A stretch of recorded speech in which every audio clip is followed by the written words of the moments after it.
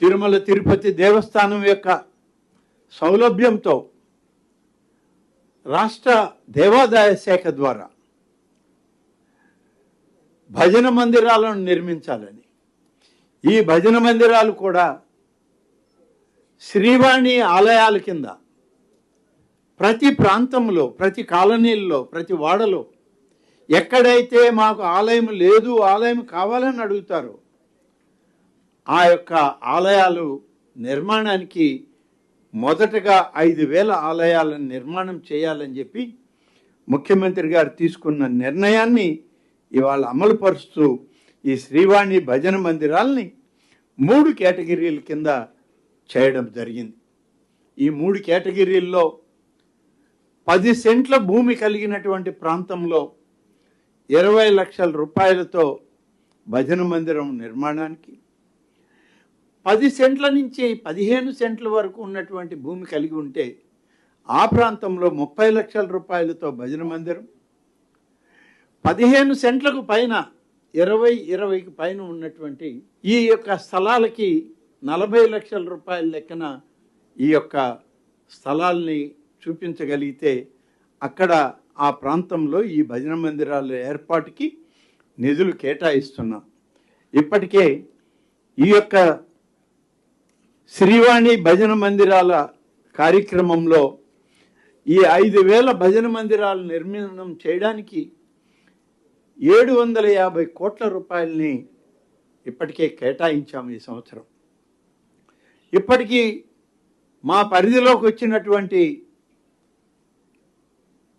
మహజర్లు కానీ, శాసనసభ్యుల యొక్క లేఖలు కానీ, ఆ ప్రాంతాల యొక్క ప్రజల యొక్క విజ్ఞాపనలు కానీ గౌరవ ముఖ్యమంత్రి గారికి ప్రభుత్వానికి వచ్చినటువంటివి 1,270 భజన మందిరాలకి 267 కోట్ల రూపాయలు ఇచ్చి వాటిని మంజూరు చేయడానికి ఇప్పటికే అనుమతులు ఇచ్చాం.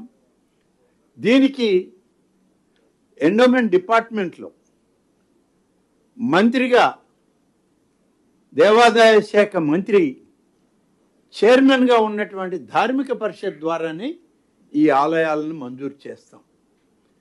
ఇది కేవలం ఏదో ఒక అధికారో ఒకరో చేసేది కాదు. ఇది రాష్ట్రంలో ఉన్నటువంటి ధార్మిక పరిషత్ సెక్రటరీ గారు, కమిషనర్ గారు, టీటీడీ ఈఓ గారు, ఇలా అనేక మంది సభ్యులతో దేవాదాయ శాఖ మంత్రి చైర్మన్గా ఉన్న ఈ ధార్మిక పరిషత్ నుంచి ఇప్పటికే 1,270 భజన మందిరాలకి అనుమతులు ఇవ్వడం జరిగింది. కేవలం ఈ భజన మందిరాలని నిర్మాణం కోసం కాదు, వీటిని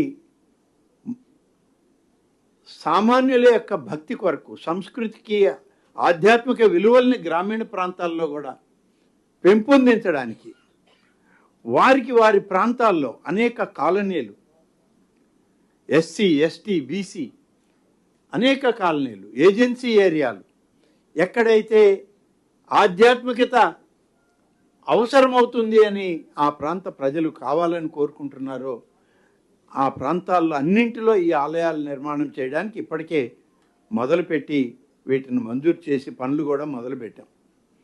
ఉదాహరణకి బహుశా జూలై చివరిలో, ఆగస్టు మాసంలో తొలి శ్రీవాణి ఆలయాన్ని నెల్లూరు జిల్లా ఆత్మకూరు టిట్కో కాలనీలో దాదాపు 1000 మంది ఉన్నటువంటి టిట్కో కాలనీలో ఈ ఆలయం పూర్తయింది. మా దేవాదాయ శాఖ అధికారులు దాన్ని పూర్తి చేశారు. దానిలో రామాలయం కావాలని ఆ ప్రాంత ప్రజలందరూ కావాలన్నారు.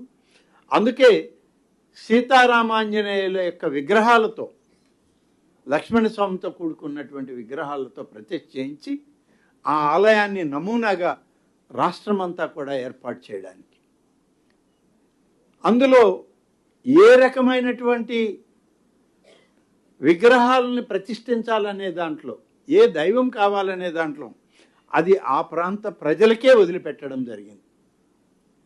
దేవాదాయ శాఖ పరిధిలో ఉన్నటువంటి సీతారామాంజనేయ స్వామి ఆలయం కావాలన్నా, వెంకటేశ్వర స్వామి ఆలయం కావాలన్నా, లేకపోతే శివాలయం కావాలన్నా, దుర్గమ్మ వారి యొక్క ఆలయాలు కావాలన్నా, ఏ ఆలయం వాళ్ళు కోరుకుంటే కేవలం 1-2 మా పరిధిలో లేనటువంటివి ఉన్నాయి. షిర్డీ సాయి మందిరాలు మేము